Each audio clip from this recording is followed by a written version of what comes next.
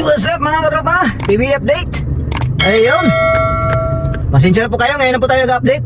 Medyo busy po tayo eh. So, yun nga po no. Late na po ako sa mga balita. So, yun nga po, tapos na po ang series no. Hanggang game 6 lang po yung finals. All Filipino. So, ayun, champion po ang SMB no. So, kahit late po ako ay siyempre i-update ko pa rin to. Siyempre, at least yung TNT natin ay nakakabilib pa rin talaga. So, yung nga po, finals MVP po ay si Jericho Hambog. Ayan. Si Jericho Hambog mga katropa ang finals MVP no. So, ayun, mayroon na siya pinagyayabang ngayon. So, ayun, pag-usapan natin yan ha. Pag-usapan natin yan, yung mga plano ng TNT sa susunod na season. Yan, pati yung kung may iti-trade sila, kasi parang nararamdaman ko mga katropa, may iti-trade po sila. Yan, magbabawas po sila ng tao at magdadagdag sila ng tao na power. Yan, high power sila. Para pag may ma-injured, ay meron silang ipamalit na quality player. So, ayun, pag-usapan natin yan pagkatapos ito mga katropa.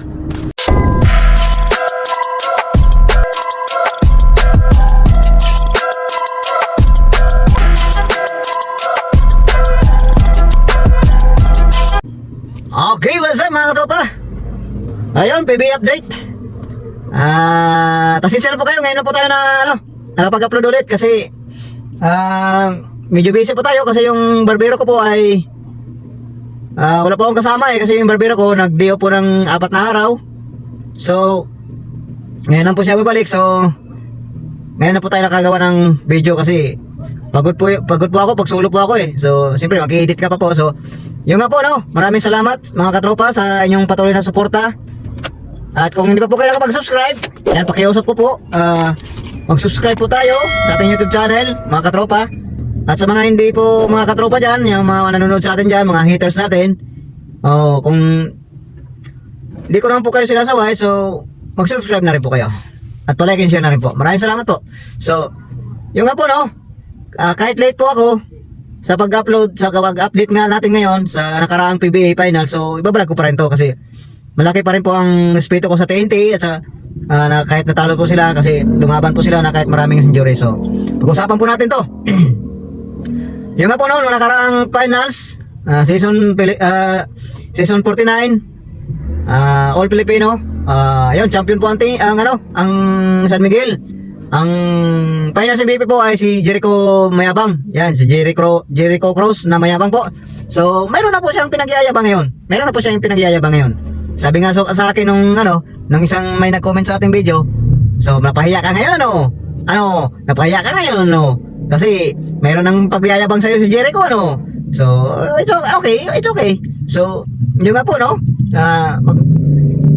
magyayabang lalo yan si Jericho Cross. So, at least mayroon na po siyang pagyayabang. So, yun nga po mga katropa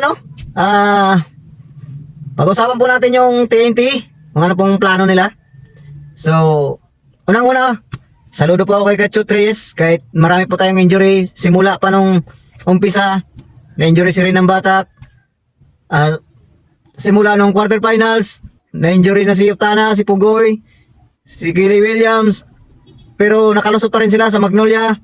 Pagdating naman sa Rinor Shine, ngayon nga na-injury si Pugoy, si Yuptana, si Gilly Williams, at saka si Pugoy naman ay may nararamdaman na rin po noon. So, nung finals, ayun, naglalaro po ang TNT na may mga injury po sila. So, nakakabilib po ang TNT Tropang 5G mga katropa. Kasi kung sa ibang team po yun, hindi na po talaga makakatungtong ng finals yun.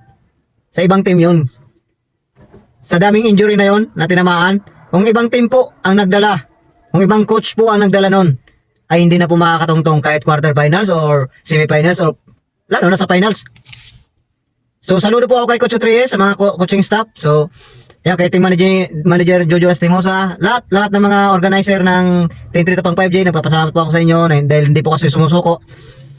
Lahat tigit sa mga players natin na lumalaban, kahit mga pilay-pilay po sila. So, yun nga po update ka sa injury ni Puy Iram, yun, mga 3 months or 4 months po na wala si Puy Iram sa ating team. So, sana makabalik kagad si Alam ko maglalaro na po si Rin ng Batak at saka si Castro yata. para maglalaro na po sa new season sa PBA. So, yung nga po, no? May nababalitaan po tayo na sa ibang vlogger o ano pa naman to, mga source pa lang naman po to, para mag-upgrade yata ng ano ang TNT ng player. Parang may tatanggalin po yata sila, tapos may may ipapasok po silang bago. So, pagkaka ano ko po, ang sabi-sabi, Christian Hardinger,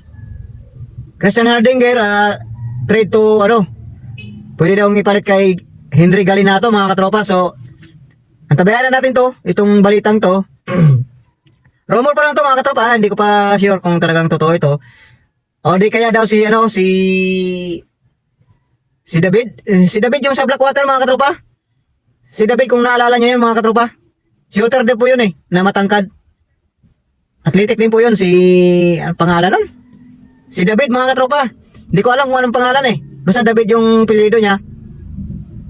Parang Henry Galinato o David. Yan yung na ano ko sa mga source. So, kasi kung may injury po kasi isang team, mahirapan po kasi talaga pag walang superstar eh. So, parang good move po yung gagawin ng TNT. So, yung nga po no, italakayin po din po natin ang sabi ni Boss MVP. Yan, si Boss Pangilinan. Sabi niya, nakakahiya, na nakakalungkot, pero nakakabilib daw. Sabi niya po sa ating team.